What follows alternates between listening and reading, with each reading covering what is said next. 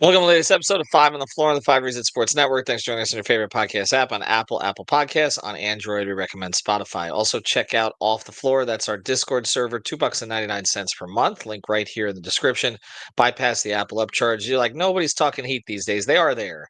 Most Heat information and conversation, plus our stage shows, our host updates, and more. You can cancel at any time. Again, use the link in the description. Pay the $2.99. And you're on there. Also, Prize Picks, use the code 5 FIVE. MLB and WNBA both back right now. Also, the fights on the weekends. Use the code 5 FIVE. Put down your $5. You get $50 to play right away. Legal in the state of Florida. Recommend that you trail our baseball picks. We've been hitting on a lot of those. So, Prize Picks, use the code 5 FIVE. And now, today's episode. Mercy, luxurious. Heat Nation. Yeah. Mercy and Lago. Down to Biscayne. Yikes. Five on the floor. Ride for my dogs. Where here's the thing. You can check the score. Hustle hard, couple scars. Wearing bubble frogs. Down to Biscayne. Kept the floor playing. Got it all band. Y'all seen the block. Stop with one hand. And Pat, we trust, it's Powell have the guts. We're here to bring the heat, y'all can hang it up. Welcome to Five on the Floor, a daily insider show on the Miami Heat and the NBA, featuring Ethan Skolnick, Greg Sylvander, Alex Toledo, Brady Hawk, and others from the Five Reasons Sports Network. Also, make sure to subscribe to Off the Floor for the most heat anywhere.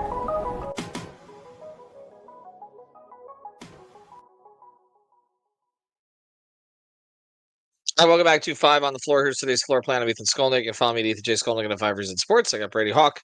You can follow him at Brady Hawk 305. We are careening towards the end of July. If anybody has any ideas on how to fill all of August, please let us know. All right, we're going to get into Erik Spoelstra here a little bit. 3 ideas, 3 innovations, 3 things that he can do with this roster now that we know what the roster largely is.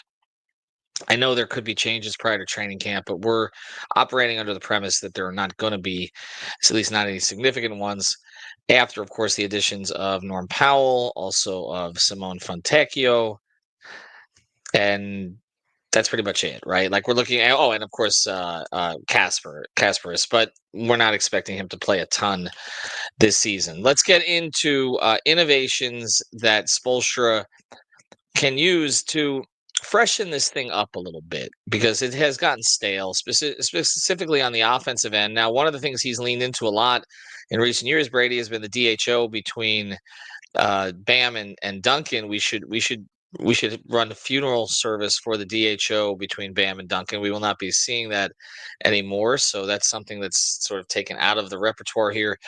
Give me one thing you think he can do to make this, I don't know, feel fresh. So this is something we've talked about a lot, but this is the one thing I really do believe can freshen up this roster. If this guy makes a jump, this guy is heavily involved within the offense. And it's giving the keys to Yovic to kind of be a point guard in many lineups, just kind of run the show, be the primary playmaker. And to tie that into something else, not only lean into Yovic as the point guard and find him a specific role, because that's kind of what this offseason's been about. We've been talking about with Yovic is one, staying healthy, making a jump, getting better. But it's also like not just being the guy that's thrown in off the bench. It's like, okay, just go see if you could spark something. Like give him a specific role that you could say, we need you to do this offensively. And not just sit around and stand in the corner and shoot a bunch of threes in the corner and that be his only role.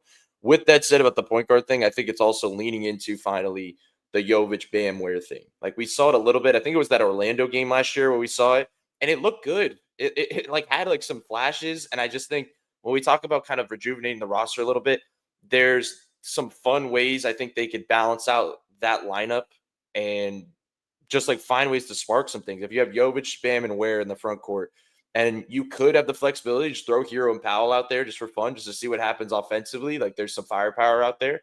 And you could go obviously in the defensive way with Mitchell if you feel like the point of attack stuff's not good enough for that big man lineup.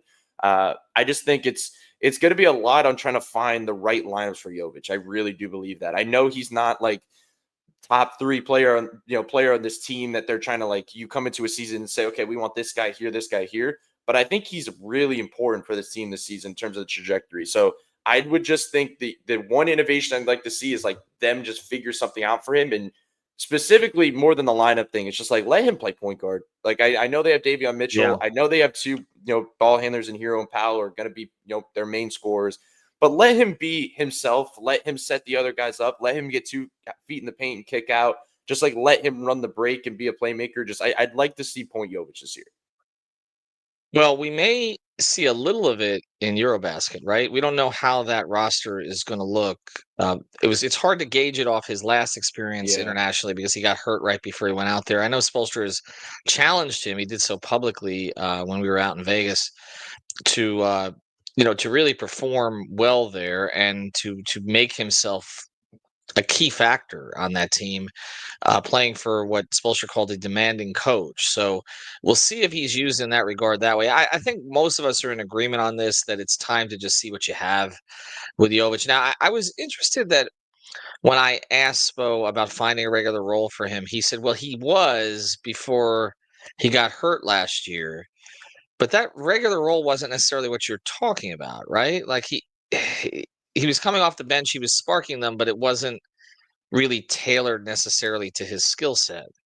It wasn't like a full on this guy's our point guard, but I don't think it has to be that. Like I don't think it has to be Okay. like I don't want to put him in a box if that makes sense. Like when it's a player that has like the upside that Jovic has, I don't want to just say like you're the guy that brings the ball down, sets other guys up, and then stands around. But like I just want him active. I want him.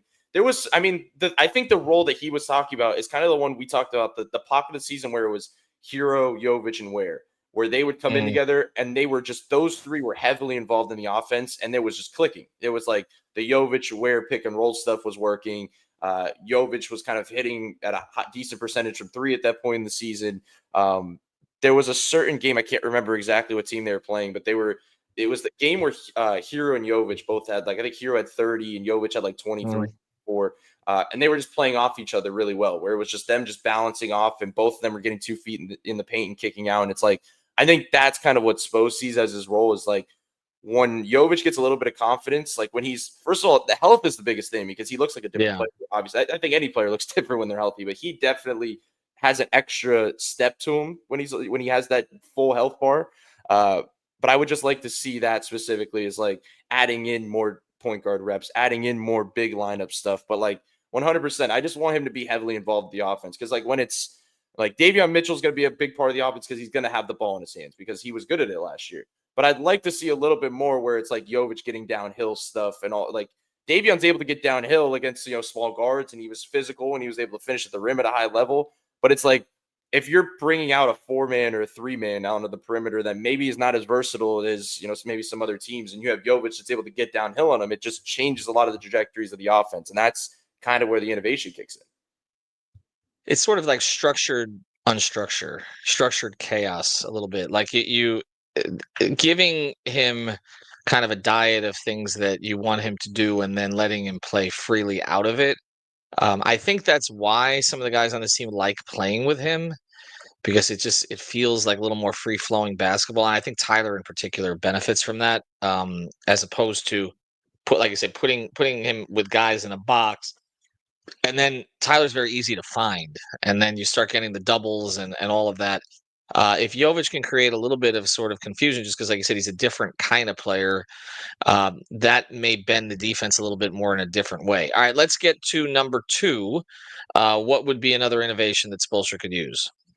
Yeah, so I want to play off this thing we're talking about, like putting a guy in a box. Like Jovic is somebody who needs to be freelancing out there and kind of play his game, go kind of wild in a sense. Khalil Ware, on the other hand, is somebody that I think needs to be put in a box. Like I think he is better with structure when they tell him, okay, you're just going to screen, roll here, watch for the ball here, stop in a pocket here. Like when they give him structure offensively and defensively, I just think that he's just more comfortable. The reason I bring that up is because when we talk about like renovations here, I mean, the one thing we've been asking for the longest time is something new.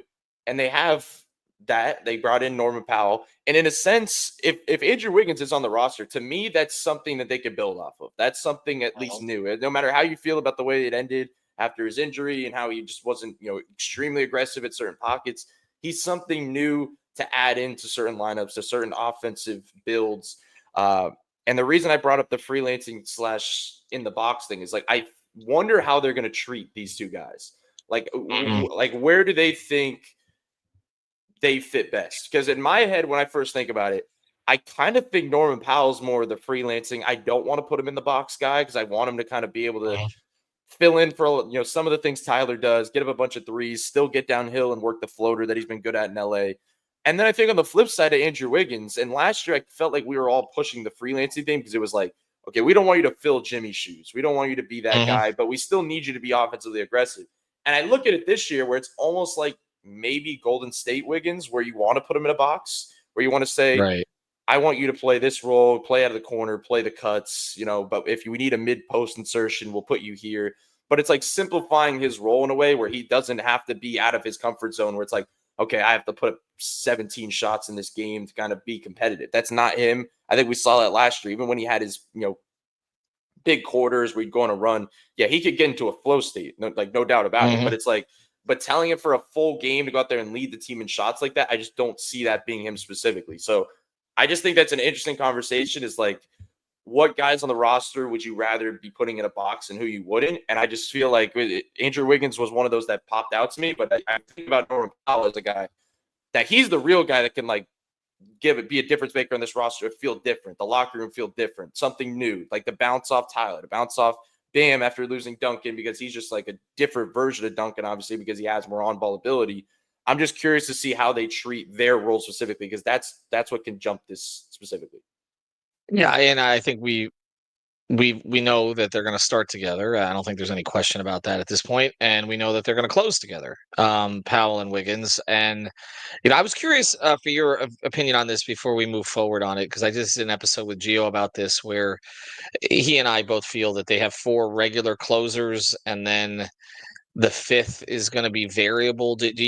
Is that what you anticipate also? That looking at Bam, Tyler, Wiggins, Powell, and then I think he's going to lean Davion early in the season, right? Yeah. I didn't get to listen to that episode yet, but I was already going to say, I don't think a lot of people are going to be happy when they see Wiggins at the 4, Powell at the 3, here are the 2, Mitchell at the 1, but that is going to be the closing lineup to me. Like, yeah. As much as we're going to say the thing we did last year, where it's like, you want Ware to close, Spo's not going to trust him consistently to close games. It's just not going to happen. So they're going to lean into the small ball stuff. And what about Yovic? Because that's what I was going to say. He's the only other guy that I see could possibly having the nights where he has it going and they put him in there. But it comes down to how much they trust Yovic, Powell, Tyler defensively. I mean, that's what we're going to have to find out early in the season, is how that grouping looks. But I do think most nights it's going to be Davion, Tyler, Powell, Wiggins. Like, that's kind of going to be the thing to lean into. I have a wild card for you. Larson. It's not crazy because he has the ability to close games, because he has the build that Spo likes. But if he's already going Davion, which I really do believe he's going to close with Davion consistently, I don't know where Powell or Larson would fit into that. Like, I don't know how he. Well, he would be instead of Davion in some of those situations, just to give you a little bit more size. I could see it. It's just, I'm still wondering what the lineup's going to look like rotation wise, if it's Larson or Hawkes, or how that's going to work out. Even though I think right now Larson's a little bit ahead, but I don't think Spo 100% has given up at all on Hawkes. I still think he has the ability. He's going to lean into Hawkes a little bit. So I'm still curious to see seriously like what Larson's role is going to be in general, even in the rotation. But he, in theory, if like all things work out, I mean, let me ask you this. If Larson is closing, do you think that's a good thing for this team or a bad thing for this team? Because it's like, yeah, Larson looks good, but it also means one of your young players isn't looking as great. Well, I'm with you in that I don't think he's closing with Ware consistently early in the season anyway, so I'm not even considering that one. Gio and I both thought the best case scenario is that Yovic forces him to let him close. That's the best case scenario. That means that Yovic has gotten Spo's attention. There's a reason for that. So that would be the upside. But I actually think there is something to be said for Larson closing over Davion, because I do think Davion can help you obviously in other pockets of the game. But if Larson has gotten to that level defensively that Spoelstra will put him out there we saw some of the offensive skill set that Larson has in summer league. That one wouldn't bother me. I think the other one that is possible is I could see some games where even Haywood's out playing Wiggins and Spo just sticks with him. Like, we know that sometimes he'll just stick with the lineup or stick with a guy. I think Wiggins is an almost certain closer every night, but I don't think that's an absolute guarantee. I think the other three are guaranteed. I think Powell's going to close every night. If you look at Powell's numbers, and we did an episode on this as well, and I was surprised at how good. I mean, in clutch situations last year, I mean, this shouldn't surprise anybody who's followed my views of James Harden, but in clutch situations last year, he far outplayed Harden for the Clippers. He outscored him. He shot 53% from the field, 50% from three, 87% from the line. Harden was under 40%, under 30%, under 70%. Okay, Powell was their best clutch player last year. Now, of course, he was playing off of Harden, Yeah, but that's the key. that's the key. But I get it. But he showed closing chops last year, and so I think he's going to be out there in all those situations.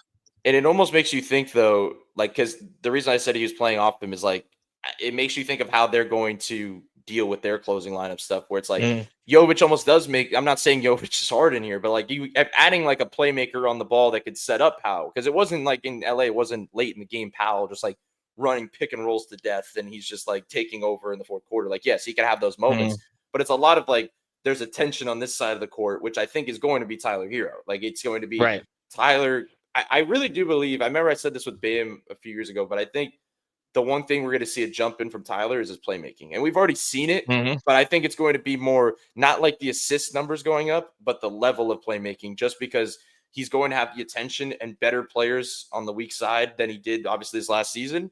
I just think it's going to help his playmaking in general. So that's just something else with the closing lineup stuff. All right, we got one more to go here. We were going to do three. I know I pivoted off of this, but sometimes we like to talk about other episodes. We have so many guest hosts on here lately. Before we get there, though, we do want to mention Lynette. You can find her at insurancebylynette.com in Lauderhill, serves the entire Tri-County area. Health insurance, car insurance, got a bad driving record, definitely reach out to her. Also, renter's insurance. She can handle all of it for you. 954. It's 954-581-8800. 954-581-8800. If you're on YouTube, you can see her smiling face there. She definitely will help you with all of it, and a huge Miami Heat fan as well on all of our platforms. The insurance agency that works for you, that's Insurance by Lynette, 2 N's and 2 T's, insurancebylynette.com. Okay, what's your third? So before I get to my third, I'm going to mention just a boring one right before I get there, because you mentioned before, like, replacing the Duncan Bam handoff. And the number one thing I think they're going to replace, because it's going to be Herro pick and rolls, probably going to be at the top of their action list. And probably a close second, I think, is going to be Powell coming off curls. It's something he does a lot with the Clippers. It's something that Miami has run a lot of, actually, but they haven't really had the guy. I mean, they've done it with Tyler. They've even done it with guys like, I remember with PJ Tucker or Haywood Highsmith. Like, they've clawed at this. Like, they've wanted to have a guy that could fly off a curl and shoot like a close little floater. Powell is very good at it. He's just very good at coming off that, where I think there's going to either be Bam or Khalil sending a down screen, and either one of them could come off that, and there's a potential lob or a potential dump down, but Powell has the ability to kind of get in a rhythm there. So that's just something to keep an eye on. I do think that's kind of the action that's going to replace the Duncan stuff. Like, it's just a quick trigger they can get to out of nowhere, and they can create like somebody getting downhill, and if they help down, it's a kick out to the weak side. So that's just like the boring answer. But I'm going to keep this theme I've been randomly throwing out. I don't even know where this started, but the in the box or freelancing thing.